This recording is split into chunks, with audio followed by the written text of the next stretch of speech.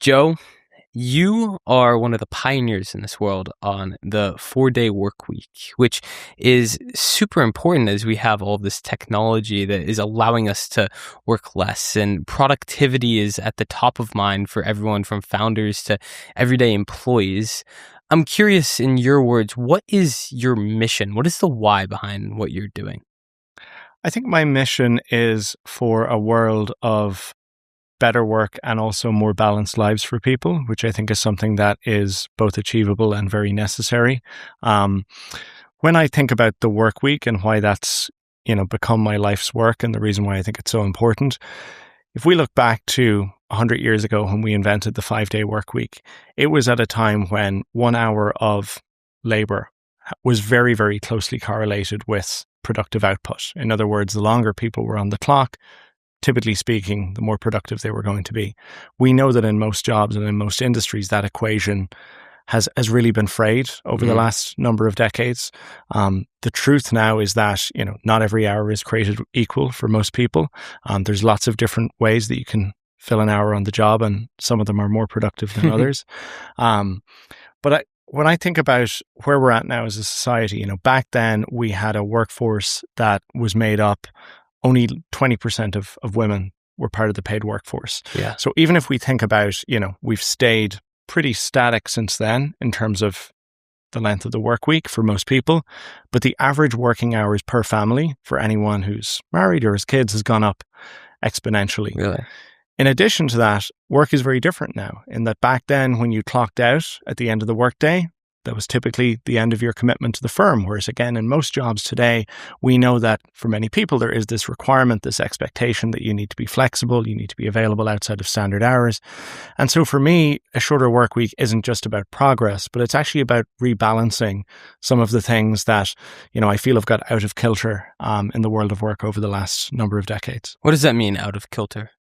It means that, we've stayed the same with the work week, but we've seen these other things change. And it's meant that I think for families, we're seeing a huge amount of strain on family life. It's part of the reason why, really interestingly, we've seen a number of Asian countries like Japan and South Korea look at experimenting with the shorter work week as a way to try and resolve issues with declining birth rates, because they see that as being, the always on nature, the expectation that, maybe people can't start a family as early is a big reason why we're seeing declining birth rates. And we also have, there was a report from Microsoft last year called the Infinite Workday, which talks about how work is really creeping into the cracks and crevices of people's everyday life. So to me, a shorter work week is something that can help us, if we accept that we aren't going to be able to change the somewhat always on nature of the economy, that, we can't turn back the clock in that way, where we are going to, in most jobs, need to have this flexibility. I think that what we need to be looking at is, variable hours are going to be higher. What can we do about core working hours? And can we reduce that? Interesting. Why do you think that this is so important to my audience, people that are ambitious, that are striving for goals, that are feeling like work is constantly creeping into every single moment in their day that's available? Why is this important to be at the top of their minds? Because I think that audience, more so than any other, and I think we talked about a little bit this before we started the interview. It does mean that if you're very ambitious and if you're always striving and you're driving to try and achieve your goals, you're more susceptible to find yourself burning out. And the reality is that, for performance today, again, the relationship between employees' well-being and their productivity, I believe, is actually even closer than the relationship between the number of hours they spend on the clock. Wow. And their ability to be productive. And this is only going to increase when we think about the age of AI. My view is that in the next 5 to 6 years, most of the repeatable tasks and processes that make up people's jobs are going to be outsourced to technology. We're also going to see, the idea of being more efficient, creating and producing more output. These are things that human beings are just simply going to be unable to keep pace with AI on. There's going to be no point racing against the machine. And so what that's going to mean is that the things that are going to be most valuable for us as humans in our contribution are going to be things like our ability to think critically, to make good judgments, contextual awareness, our ability to connect and develop relationships with people. These are all things that are not maximized by, hustling more Yeah. and by spending more time at the job. They're things that really require being very careful about how you manage your energy, your focus, and your recovery. Yeah. So personally, I'm curious because I think that this is kind of a niche thing to be very interested in. And I completely see why it's important on a cultural level. But what personally got you into this space, into optimizing for maybe more life over work? I know I've heard you talk about your Sure. parents and how they kind of worked really long days, right? So Yeah. you weren't necessarily the typical person. If you were to Mhm. look at a certain subset of people, you wouldn't say, oh, he's the one that's gonna kind of revolutionize how we think about work. Why you, do you think? It was really inspired by something I discovered in my work in Ireland, where, before I started consulting with organizations to help them to implement shorter work weeks and to work smarter and work healthier, I used to be working with a labor union in Ireland. I was their head of campaigns and communications. And I led this research project within the public service in Ireland where we're looking at, quite honestly, we weren't looking specifically at the idea of a shorter work week. We were looking at people's work-life balance, their well-being. We're looking at working time. Back then, Ireland had just come out of a very bad economic crash after the Celtic Tiger. Anyone who's somewhat familiar with Ireland might be aware of the fact that there was this huge boom and then this massive bust afterwards where there was a big housing crash. And so at the time, there was additional working hours imposed on people working within the public sector. So this was a very hot topic at the time, thinking about people were forced to move from an average work week of 36 hours to 38. And so what I found in this research was that we already had a lot of working parents, mostly women, who had already opted to reduce their work time to better manage their responsibilities outside of work. So, in other words, people very commonly maybe coming back from maternity leave, they would return to work not on a full-time schedule, but on a reduced schedule, let's say 4 days, but they were doing this for a pay cut. So they were working 80% of the time, they were getting 80% of the pay. But what I found when I started talking to these employees, I started talking to their managers, I started looking at the data, was that in almost every case, these employees had the same job expectations, the same responsibilities. They were effectively doing the same job as they were when they were working full time and the same as their colleagues who were still working full time. And so that was really what led me to this concept, Parkinson's law, that a task expands to fill the time available for its completion. And I think we all experience this, when we're up against a deadline. Maybe on a week like this week is a public holiday in the UK and Ireland. And for a lot of people, they're going to try and get through their workload within that condensed time frame. And so that was really what brought me to this issue in terms of thinking that we already had at our disposal the productive capacity and the technological tools to be able to work less and to achieve the same or better.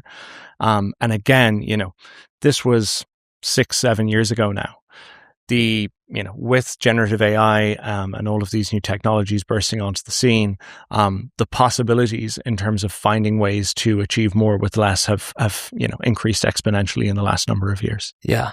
When thinking about Parkinson's law, I think it's fascinating because, I see it in my own life. When I have more time to do something, the thing that used to take me maybe 4 hours, if I now have 8 hours, it will take me the 8 hours. Do you understand the mechanism behind this? Because I have always noticed this pattern, but I have no idea why it works like that in my life.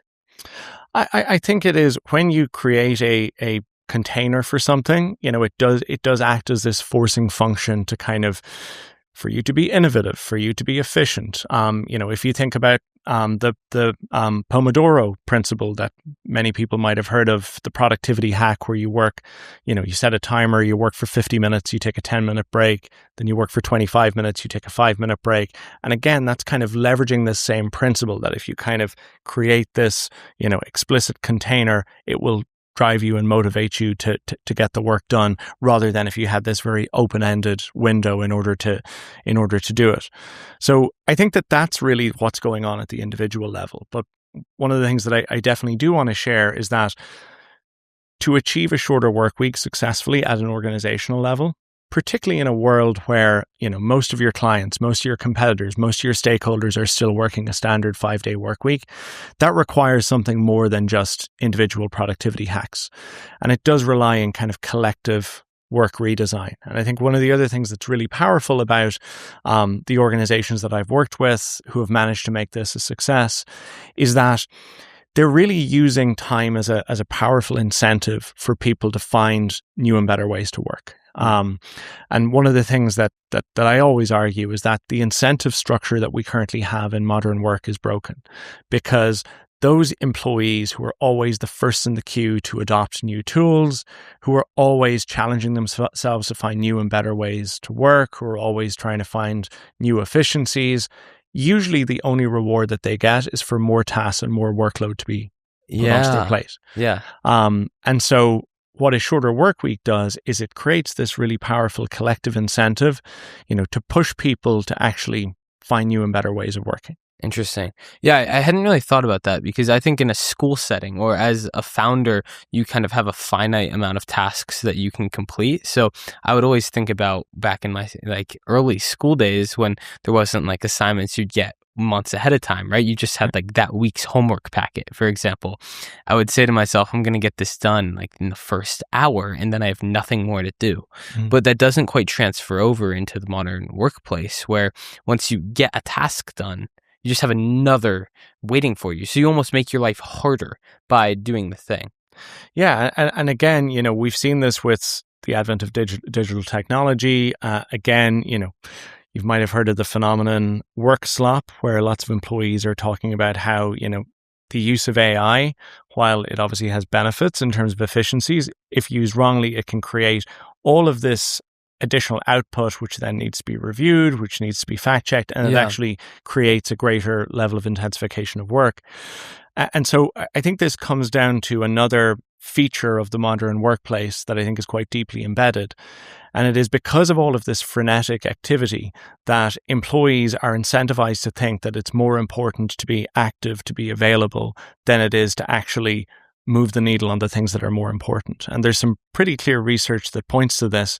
A study done by Atlassian asked modern knowledge workers, pretty large study done all over the world, which was more important, responding quickly to a message or making progress on your top priorities. And I was completely blown over by this result, because in many ways it was kind of a leading question. You're kind of saying to people, these are your top priorities. Yeah. Is that the most important thing, or is it responding quickly to a message? 65% of people said it was responding quickly to messages. Wow. And I think that cuts to the core of this thing that we've invented, which is lots of people feel that they are going to be more valued, they're going to be more rewarded, they're going to be more promotable if they are more active and more responsive, which isn't necessarily the same thing as being as making the biggest impact. And so I think that another thing that a shorter work week does is it creates this alignment between the interests of the organization. So let's say your OKRs, your big picture goals, and the interests of employees. It creates a much closer connection between, employees are trying to achieve something that will be potentially life-changing for them, but it is contingent on achieving these organizational level targets and goals. And so I think it creates this very powerful alignment that we don't see in many organizations otherwise. And thinking about my audience, who are a lot of entrepreneurial people, I think when you're doing something where you don't necessarily have a ton of structure around you, right? And you have this goal up here and you don't know exactly how you're going to get there, it can be really easy to want to be busy, to want to feel busy. And so you're constantly scattered. You're responding to emails, sending LinkedIn messages, maybe posting some scattered content without a real plan behind it, without a structured plan to get to your goal, which seems to be reflected in this data, right? Where people would rather respond to a message than actually make progress on their top priorities. I don't think that most people even have their top priorities necessarily identified. Would you agree with that? Yeah. And I mean, I do want to say, to your listeners who are, founders or entrepreneurs and are, which I consider myself one of two, the rules are slightly different and the baseline slightly different. And what I mean by that is, I don't have a very puritanical view on a shorter work week. It's not all or nothing. It's not, if it's not a 4-day work week, it's not progress. To me, this conversation is really about how do we, move the dial in the right direction. And so if you are a lawyer that's working 60 hours a week, I'm not going to come into your company and help you move to a 4-day, 32-hour work week overnight, if at all. If you're a leader that right now, is bringing your work home with you at weekends or evenings most of the time, in those organizations, the impact that we've seen of moving to a shorter work week has actually been that for those leaders, maybe a Friday, let's say if that was the scheduled day off for most of the organization, that's the day they get their deep work done because they don't have internal meetings. There's not a lot of other things going on. So, the benefit for them is that the work that they previously needed to do in their evenings and weekends, they're now getting the ability to get through on the Friday. I think the other thing that's somewhat different is, the connection. There is an inherent motivation for a founder or an entrepreneur to go over and above because there's such a direct link between them creating new value in their work and them creating new value in terms of their, either their financial position or, the status of their business, or maybe, it's not creating an immediate financial yield, but it's an investment that's going to pay off for them in terms of their profile down the line. Mm-hmm. And that just simply does not exist for the vast majority of the workforce. And so I think that, often you see these talking heads on LinkedIn saying that, work-life balance, we shouldn't be thinking or talking about work-life balance. It's almost like that's so 1990s. But the idea that we're going to have every single worker is going to have a founder's or an entrepreneur's mindset or mentality just does not stack up with the fact that the incentive for those employees is totally different. Mm-hmm. And so if you're leading teams of people who don't have skin in the game, in that same way, then you have to figure out different and more creative ways to actually, get them to want to push very hard in the same direction as you. Right. Yeah. I think that my immediate response to that would be that we want to build companies and cultures that do have skin in the game in some sense, right? And so like talking to people that are building incredible teams, they are so particular about who they let on because they want people to share this common vision and this common value. They want a lot of modern companies, I see them wanting to almost create a culture of entrepreneurship within their company where although they are employees under the founder and the entrepreneur, they want to make everyone feel like they do have a part in that mission. And obviously that doesn't apply for every company, but I am seeing a shift in that. Would you say you're seeing a similar shift in the culture of modern companies? I think it's interesting because we almost have this push-pull in two different directions. I think absolutely that is the case. I would say some of the early signals of this were, I remember the whole thing around beanbag culture in big tech companies where they were doing everything they could to kind of create this, campus workspace, which would, provide people with everything they needed on site, but obviously with the additional benefit for the organization that it meant that people were just spending a whole lot more time around the company, connecting with their colleagues. And I do think that there's been a push against that post-COVID. I do think that a lot of employees, through the collective experience that we all had during the pandemic, almost had this gut check moment where they kind of thought about what are the things that are really most important to me in life. And, you'll have always heard this adage that nobody lies on their deathbed saying, I wish I had worked those extra hours. And I do think that we're seeing, particularly amongst Gen Z and millennial employees, last year, Randstad did a global survey of the workforce. They've been doing this for 25 years. Last year was the first year in the 25 years that they've been doing this that work-life balance ranked as an even higher priority than salary for the global workforce. For the younger generations? This was across the board. Okay. So it's more pronounced in Gen Z and millennial employees, but across the entire workforce. And that is not a rogue or an outlier statistic. We've seen this from JLL's studies, from Bank of America studies. And so I do think that yes, lots of leaders are pushing for this kind of hardcore work culture where people are, expected to be, the return of the 996 schedule in Silicon Valley. And I think that this is completely counter to, I think, what most of the modern workforce is actually looking for. And I think there's a tension there, and I think there's certainly been a collision there in the last couple of years. Yeah. For the founders out there, what is the cost of letting work seep into every area of your life? I think the cost, and most people, I think, would agree with this idea that having a certain amount of boundaries and detachment from work is a good thing.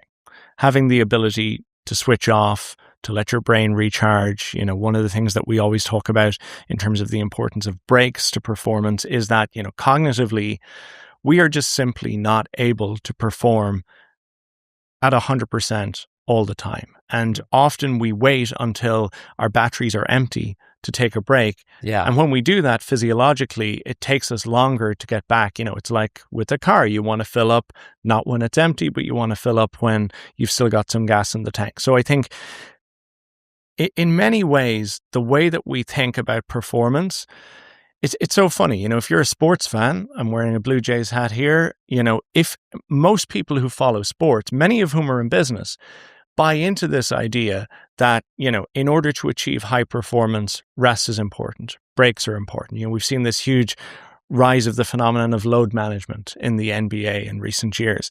But then we enter the workplace and we think that all of those same rules don't apply. But of course they apply, So I think that we need to think much more carefully about how are we protecting and managing our energy and our focus. I love this quote from Taylor Swift that she said on Travis Kelce, her fiance's podcast last year, where she talked about how her energy is a luxury item and her attention is a luxury item, and she treats them that way. And so if you're a founder that's trying to have, your fingers in every pie, wants to be getting back to everyone, attending every networking event, there is a cost to that. Yeah. And it is going to compound. It is like a compounding tax on your ability to perform at the highest level. You're going to end up working more hours at low levels of performance rather than actually managing yourself for that kind of, it's the idea of you don't want to work like a cow. Working like a cow was like industrial era thinking, where, you chew on tasks for as long as you can, and the more tasks you chew on, the more productive you're going to be. Performance today is about working like a lion, where you have these really, really intense, focused, sharp performance episodes punctuated with adequate rest breaks and downtime. Interesting. Yeah. I think that that description you had of working until you can't anymore and then kind of just like the burnout is something I've felt so deeply, and it's been a pattern of mine that I've only recently really had to work on. But when I was 17, I had my first business and I was doing great. I mean, I was living in France. I just learned a complete language from scrap. I knew nobody in the country. Now I had a bunch of friends. I had a company with 4 employees and I was doing well, and I was working so hard. I mean, I'm learning this new language, studying for national fluency. I'm managing a company, going to school, having a social life. And honestly, I was getting like 5 hours of sleep a night because I wanted to work out, all these things. And there was this point when I just got so sick. And it wasn't like I got sick from anything out here. My body just couldn't do it anymore. I had to sleep so much, and like the actual stress and accumulation of just never giving myself time to rest, it caught up to me. And up until then, I kind of did believe that whatever work-life balance is a myth, and I still don't necessarily love that idea for myself of really having to separate work and life. And we can get into that in a second, but I have realized how important it actually is to give yourself breaks and let yourself breathe almost, or like you don't have to be doing and moving forward and making progress in every spare second of your day. You can have a moment where you're not listening to a podcast or reading a book or sending a message, where you can just take a breath, and like driving in the car with nothing on, nothing playing is so important, or just going out to dinner with friends for the pure sake of human connection. And I'm hoping that with your work and a lot of work with other people I'm connected with, we can kind of swing the pendulum back toward this idea of not doing things for the sake of I'm going out to dinner because this is better for my productivity in the future, but actually just being like I'm hanging out with friends because I want to hang out with friends. And Right. I'm taking this moment of rest, not because it'll make my work better, but because I actually want to feel rested and present in my life, you know? Right. Yeah, I'd like to kind of share some of my thoughts on this whole, because work-life balance as a term has got such a bad rap over the last number of years. And I like to gently push back against that, because there's been this, I see lots of colleagues of mine, lots of people who I love and respect and who I agree with them on 9 out of 10 topics. And they kind of say work-life balance is dead. It's all about work-life blend. It's all about work-life integration. I would argue that in many ways, we in the last 5 to 10 years have had too much integration. And what I mean by that is we have blurred the lines so much where there's this fuzziness now between what is work and what is not work. Yeah. That people's ability to be fully present in either domain has been compromised. In other words, I don't want somebody when they're at work to be distracted by, checking their social media. But equally, I don't want somebody when they're having dinner with their family to be not fully present because they feel like they need to check their email. So what I'm not arguing for is, I'm not saying we need to go back to a very rigid schedule. Like flexibility is here to stay, and that's a good thing. But it needs to be on terms that are not stacked against the average employee in the sense that I think that they are today. I think that what we need is more intentionality, where people, when they're working, are fully focused on their work, and people, when they're not working, are fully focused on whatever else lights them up and gives them value in their day-to-day life. And so, to me, if like in the age of AI, where we are seeing, anyone who listens to your show who has spent any amount of time experimenting with, using, integrating, particularly the most recent versions of these frontier models that are out there, knows that the kinds of time savings and productivity gains that are already possible are quite frankly astonishing, even compared to where we were at a year ago. And this is the worst version of this technology that we are we'll ever ever going to see. use. Yeah. And so to me, if we're kind of waving the white flag on work-life balance, I'm not sure if that represents progress. I think work-life balance is achievable and is not something that needs to be contrary to, high performance and ambitious companies and ambitious people. I actually think that it can be an essential driver of sustainable performance. Yeah, I think that differentiating maybe between like work-life balance and then presence in different areas of your life is so important, because what I have realized from interviewing so many incredible people and getting to speak with people that have built billion-dollar companies and written books that have sold millions and millions of copies is they are so intentional with their time, and their focus is their most important tool, where so many people that I know have lost that ability completely. And I think AI has actually led to them kind of losing their focus, because there's so much incentive to multitask. And I mean, just being a university student this past year, people would say, I'm going to study for the next 4 hours. And what studying actually looks like, if you're sitting behind them or across from them and watching what they're doing, is maybe 5 minutes of looking at a practice exam and doing a problem, 10 minutes of scrolling on Instagram, 7 minutes of talking to their friend on the phone, and then another 5 minutes of maybe looking at the slideshow that they're supposed to be studying. And then again, like the same cycle repeats. So we don't spend our time in these blocks that are actually focused. Where I think spending, sometimes with all this technology, there's overwhelm and people are spending more time doing less because they're not fully focusing on a certain task. And I don't know really how we can get the average person to be able to focus on that, because for me, it's something I struggle with. I mean, I was studying for this podcast earlier, and I found myself in the middle of researching and listening to podcast episodes and taking notes. I found myself on LinkedIn sending messages. I'm like, that's not my goal right now, but I'm able to self-direct, and I can recognize that through auditing, I spend less time distracted than a lot of people. Yeah. But I don't know I'm really curious to hear what you think about this. I don't know how we can get most people and the average person to increase their focus so that they're not spending so much time kind of spread out and doing many things at once. I think it's a hard task because, for all of the benefits that we've seen with both workplace technology and social technology, one of the adverse effects has been that it has really diminished people's ability to actually retain their attention on a specific singular thing for any length of time. And a lot of the digital workplace collaboration tools that we use day to day, they use a lot of the same devices that our personal tools use to kind of drag our attention away to different places. And to me, this is, we spend years debating over return to the office. Is it best to be hybrid? Is it best to be fully remote? Is it best to be fully in person? And to me, that was such a giant distraction from the key issue, which is if you do your job sitting at a desk in front of a computer, your biggest problem isn't where that desk and where that computer is. It's your ability to actually retain your focus and attention in that digital workplace environment. And look, the organizational science here again is so clear. Multitasking is not something to be proud of.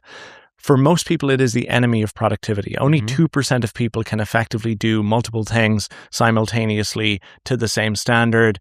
When we are doing two things, all that we're doing is splitting our brain's attention across those two. When it becomes three or more, effectively the first thing that we're doing just gets completely displaced. Really? And now we're separated across the more recent two.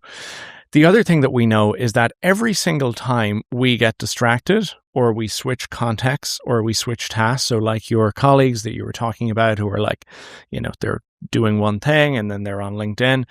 Every time you do that, if you're in your flow state and if you're completely focused on the task at hand, that feeling where you're really in the zone, you're really getting through it, and you get distracted, it takes you on average more than 23 minutes to get back to that same level of focus and that same level of flow. So if you're doing that multiple times a day, multiple times an hour, that if you were able to actually spend 8 hours intentionally, you would get far more done than if you spend 12 hours operating in that way.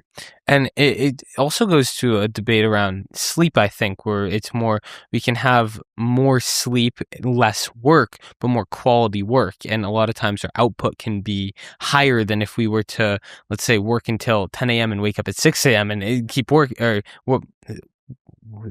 go to bed at 10 p.m. and wake up at 6 a.m. Exactly. And I think that that's a debate a lot of founders are having with themselves. Like, where do I spend my time? Do I spend my time resting and recovering so I can have more quality work, or is more quantity of work important?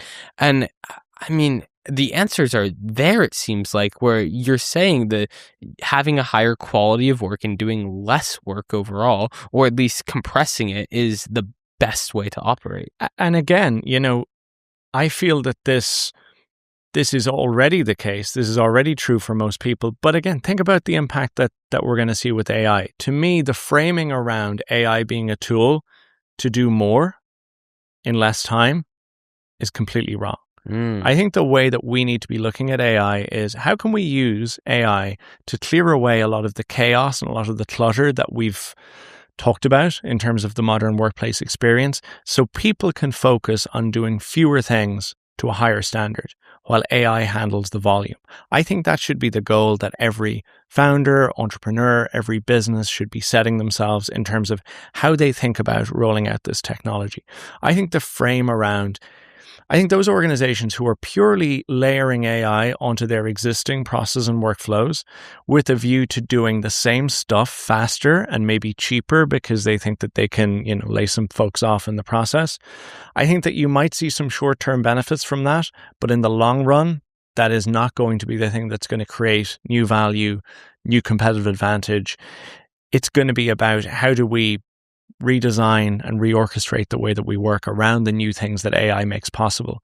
And that's one of the things that, I focus on a lot of my work right now with organizations is how do you bring your people with you in rolling out and integrating AI tools? And I think a lot of leaders are overlooking the people side of this technology. I want to dive more deeper into that, because I think that people and connection in these workplaces can be kind of overlooked. And I've been doing a lot of work recently on the human connection aspect of just overall humanity in this age of automation, in this age of just like pure productivity, pure efficiency. I think that it may hopefully open up more opportunity for us to truly connect with each other. Right. If we're colleagues, we can have more time to build a relationship with each other, maybe focus more on the goal that we have at hand, like the main goal that we're working toward as a company. Do you see that happening in the future? I do. I think that we're heading for a world where taste and discernment and human interaction and connection is going to become more valuable to people. The more AI, takes up, and we're already seeing this in terms of how frustrated we all are by some of the posts that you see online of, it's not this, it's this, quietly AI is doing this, and it's been written by a bot. And so, the value that we then place when we see something that feels very fresh, very authentic, it has got even higher. And I think we're going to see this in whole industries. If you take one example that I think is worth thinking about is the customer service experience. So let's say you're with a cell phone provider, or you're trying to get in touch with your TV company. I think most people would say that the impact of technology on the customer service experience over the last half decade or so has been a net negative for the customer. Yeah. Most people, when they phone, like you're going through an automated system, you're maybe waiting on the line for a long time, you're getting pushed from one department to the next. So while in some ways technology might have made that more efficient for the firm, the actual user experience in many ways has been degraded. And I think that we could see a full circle moment here where in industries like that, we see technology instead being used to create more human connection, where AI is almost this assistant to augment the work, but the value is actually in, I can now phone my phone provider and I can speak directly to someone who can give me that very human service. So I think that that's flipping the role that we see technology play. And it's no longer a pure efficiency play as I see it. Huh. I want to talk more about the way that you see AI in the workplace. And you said earlier that you see it doing like the bulk of the work, right? And kind of the humans will kind of guide it, right? But we can do less as actual workers. And it's interesting because I feel like looking back in time, like we have so much more technology to be so much more efficient than we did 40 years ago. Yeah, we're doing the same amount of work. And I feel like it comes down to a human need and craving of progress, where even though we're getting the tools to become more efficient, that doesn't mean that we're working less. It means that we have an excuse to almost do more and spend more time, because now that our time is more efficient, our time is more valuable, our time gets more ROI when we're using it. It almost has this reverse effect, I feel like, where humans end up spending more time on work because that time has a greater output. Yeah. I mean, I can see that. And I think lots of us, again, who are solopreneurs or small businesses, and we are just blown away by the kinds of things that AI can do, it leads to this kind of incentive where I want to do more things. I now have the space and capacity to do extra things.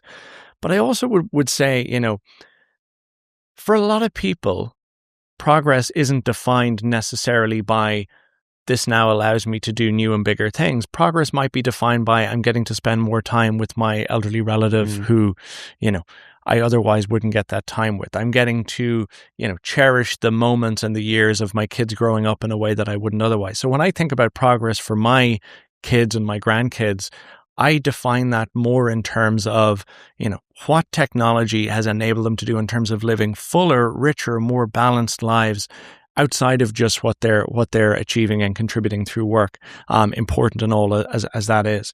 And I think this is such an important part of the AI conversation because, we talked a little bit about the history of the work week earlier. According to the Economic Policy Institute, between 1948 and 1973, productivity went up by 97%, and average hourly wages, adjusted for inflation, went up by 91%. So almost like for like. We saw during those 25 years, huge increase in productivity, huge increase in hourly wages. Yeah. In the 30 years that followed, from 1973 to 2013, productivity went up by 74%. average hourly wages only went up by 9%. Wow. And so my view is that, and I'm not seeking to make a political statement from either side here, but I would say most people would agree that right now, particularly in the United States, but more broadly, the US is quite a divided country right now. Yeah. A lot of division. And I think that there's this consensus in the analysis from both sides of the aisle. They don't agree on the solution, but there's this consensus that a lot of that is stemming from people who felt left behind by the last great advancements in digitalization, globalization. And so I think that we need to think really, really clearly and carefully that we don't sleepwalk into making those same mistakes again with AI. We're going to see a huge amount of wealth, a huge amount of value, a huge amount of opportunity accrued through what this technology can do. And I think as a society, we need to be thinking very, very carefully about how are we making sure that the average worker is sharing in the benefits of these gains. And I think one of the natural ways, as it has been throughout history, that we would think about that is think about, can this give people time back?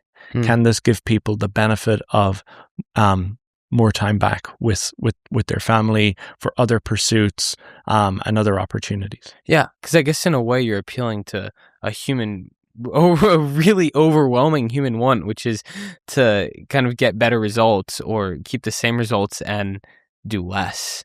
I mean, that's a value that drives social media and clicks, right? It's we want the same reward or more reward, dopamine, whatever, for less effort. And that's almost in a way what you're proposing, which I think is pretty hard for people to say no to. And I think another reason why I believe that this isn't a left or a right issue is if we think about the potential impact of AI on jobs, and there's a lot of pretty grim and concerning predictions out there, from people like, The Atlantic ran a story last month about, America isn't prepared for what AI is going to do to jobs. Andrew Yang, the former presidential candidate, wrote an article called The End of the Office. And, not everyone is that doom and gloom about it. I do think there's lots of new work, new opportunities going to be created.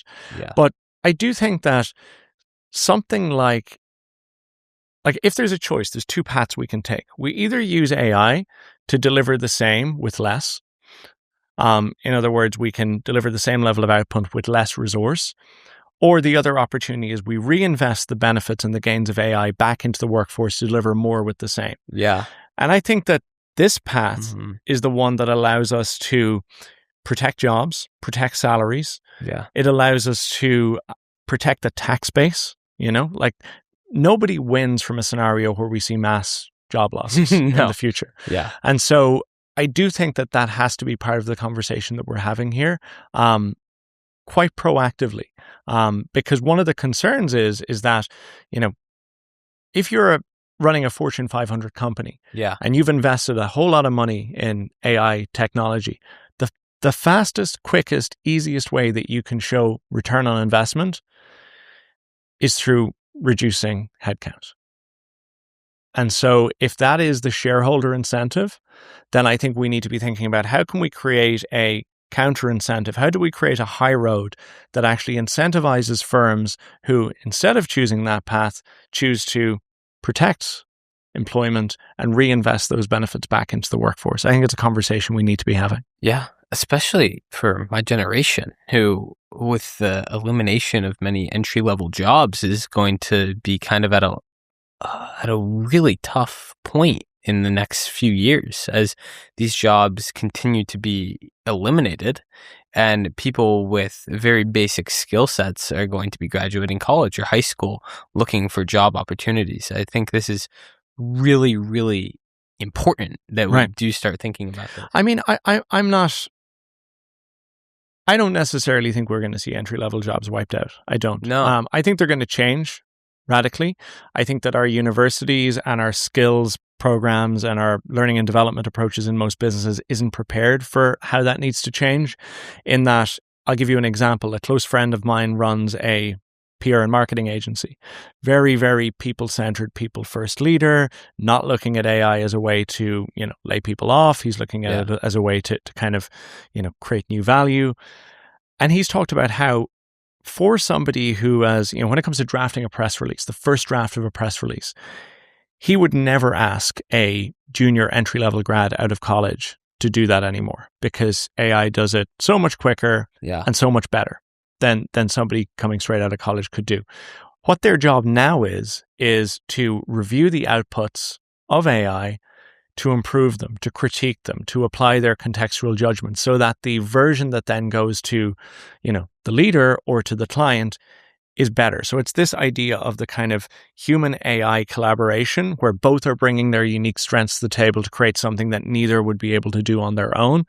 But if you think about the skills involved, and this is within a year, that job has gone from being effectively a research and copywriting job to something that is much more about your most human skills. And I do think in many ways our education system, has been obsessed for decades with job-ready degrees, with how do we get people as close to, job-ready as they graduate college as possible. And the trouble is that when you've got a world and an economy where, the jobs that people who are starting college today, they're probably not going to exist. Right. Yeah. And so we need to be thinking much more about, how are we actually building the holistic skills and capabilities of the person so that they can come out and they can be adaptable to changing conditions, rather than, like one great example is coding. I mean, so many, like my first cousin, both of his kids, they did physics, they did maths, they did computer science, they were software was the big opportunity area. Yeah. It's now one of the areas that is the most susceptible to AI job displacement. Right. I'm really glad you brought this up, because I think this has been at top of mind for me a lot recently, where I don't feel like universities, high schools are preparing students in any way for the world that they're going to enter into, because we're learning in a system that was created decades ago, right? And isn't updated in accordance with what's actually happening out there in the real world. It feels as if it's an equivalent to there being massive inflation and wages staying the same. A similar thing where something is way ahead of the other. And being a student and of this age, I feel like I'm doing something that is very much creating a moat around me, but not everyone can do this. Right. And I'm trying to think actively. I don't have any answers. And one thing that I'm always curious hearing is how we can quickly, because it is an issue that matters now, implement certain things and changes into university settings that will make it a better investment for students. Because currently I'm somewhat struggling to see the validity of these extreme prices that students are investing into a system that isn't preparing them necessarily for the world that they're going to enter into. Yeah, I mean, I think the price issue is particularly pertinent in the United States, where obviously the cost is astronomical, and it's not something that, as someone originally from Europe that we experience in the same way. The UK, though. The UK has some pretty expensive. The UK have higher fees and introduced a student loan scheme many years ago. But in defense of the university, I would say this. I think a lot of the ways that universities have lost their way has actually been driven by industry. It has been driven by politics and industry saying that the old traditional role of the university, which was to develop the whole person, develop someone's critical thinking, it was a more experiential experience, has been, we have pushed for this, the idea that, for example, doing an arts degree.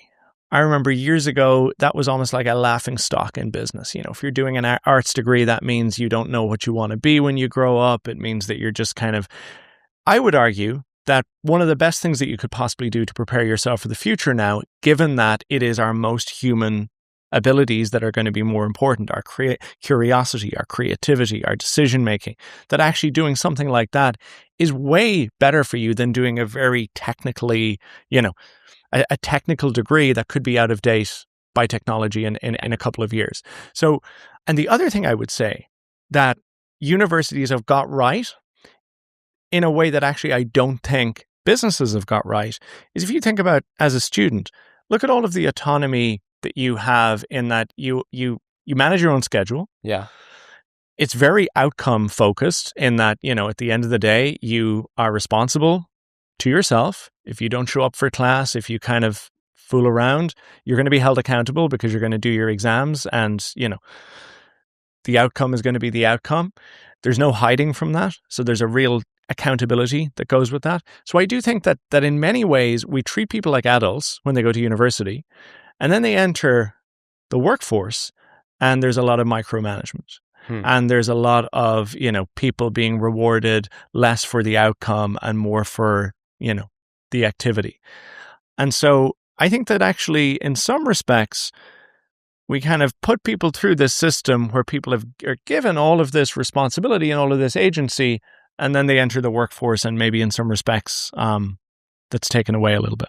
Yeah, and that almost creates extra frustration, because once you have a sense of freedom and then get it taken away from you, it introduces the knowing-doing gap, which I think is very pertinent in today's society, where we have so much knowledge at our expense, but it's sometimes difficult to actually take action upon that knowledge, which leads me to how I want to conclude today. I think we've heard a lot of ideas, and today's been pretty philosophical, talking about what the future is going to look like and why certain practices would benefit certain people in their work, and how they think about their work and work-life balance and what that really means. But I want to hear from you what you think my listeners should take away from this conversation in terms of action that they can take in their lives to maybe increase their overall happiness. A lot of them will remember just a few episodes ago, I interviewed Jess Ma. I'm not sure if you're familiar with who she is. Yeah, I've heard of her, yeah. Yeah, and so she has worked with a lot of very high-level CEOs, and she's found, which is somewhat in accordance with your work, that the happiest CEOs are the ones that diversify their happiness. So they somewhat, take their identity and separate it from their work, and allow maybe their family, their social life, their working out to also contribute to their happiness. So they're not kind of all in one invested into the outcome of their work and providing an internal outcome. And I think that it would be interesting to hear your opinion on this and how my audience can leverage what they learned today to have a more fulfilling life going forward in this age of change. I think two things. One, and probably similar to what Jess shared, I subscribe to this idea of giving every hour a mission, whether that's at work or outside of work. I think that being very intentional and purposeful with how you spend your very finite resource, which is your time, the most precious resource that any of us will ever have, will lead to both a more fulfilling career for your ambition, but also to the gratitude side of your pod, will give people more meaning in their lives outside of work. I think that when we think about AI, I think most of us, even who haven't spent a lot of time with AI, are familiar with prompting. Yeah. Which is, you need to ask, the better question you ask, the better output you're going to get. And then at the end, you need to exercise your own, you can't just go with whatever comes out the other end. You need to exercise your own discretion, your own judgment, to be able to kind of, your own discernment, to make sure that the end product is going to be the best it can be. I think that value chain speaks to what work is going to become in a lot of ways. I think the 80%, the middle, for a knowledge worker in particular, we are going to see more and more being taken up by technology. And the two ends of that are going to be the most important. So the 10% at the front, in a world of infinite answers, the ability to ask the right questions is going to become more valuable. So curiosity is going to be so important for people. Yeah. And then at the other end of the scale, the ability to, curate and distill lots and lots of complex information and be able to present it in a way that adds value, that makes sense, be able to kind of, determine between what's the value here and what's the slop. Those are the things that in almost every job are going to become more and more important into the future. So I think for anyone kind of seeing where the puck is going and really investing in developing those capabilities is going to pay off for people in the future. Canada's gotten the best of you. See where the puck is going? I see. Yeah. I Joe, had to do it. Yeah. Joe, I really, really enjoyed today's conversation. I think that it's extremely important, especially for a world where there's this kind of tension that you described earlier between the people that want to make work their life and the people that want to work less so they can live more life. And figuring out that those aren't necessarily polar opposites, and understanding from your perspective and a lot of research and implementation how we can truly live a life of purpose where work can be hugely meaningful to us, but it doesn't have to bleed into every moment, and we can have presence in other moments. That's really important. So thank you very much. Thanks. It's been a pleasure. Where can my audience find you? So I run a future of work consulting, research and advisory firm called Worktime Revolution. You can find us at worktimerevolution.com, also on LinkedIn. I've written a book called Do More in 4, Why It's Time for a Shorter Work Week with Harvard Business Review Press. That is out since January, so available in all good bookstores now. And yeah, that's really it. Amazing. I end this podcast every time, because it is the Grateful Podcast, with just the simple question of, what are you grateful for? And I encourage you to not just say the basics, right? Like your house, your car, or even this podcast right now. I find that gratitude, when we have deeper levels of it, to maybe people that you can share it with and send a message afterward, or yourself for showing up in a certain way, that's really when it starts to make an impact on your life. Right. I would say, having spent the last 6 months in a pretty dreadful Toronto winter, I'm very grateful for the fact that it's a gorgeous day today and the good weather is coming back. So yeah, me too. I'm glad that I've had good weather here. Yeah, amazing. It's not been like this. No. Amazing. Joe, thank you so much. Everybody, this has been the Grateful Podcast. Thank you for listening. Thank you so much for tuning into this episode of the Grateful Podcast and staying until the end. You're committed. I respect that about you. If this conversation meant something to you, subscribe to the show and share it with just one person who could benefit from hearing this today. Thank you so much. Stay grateful. Stay hungry. I'm Jack Wagoner. This has been the Grateful Podcast.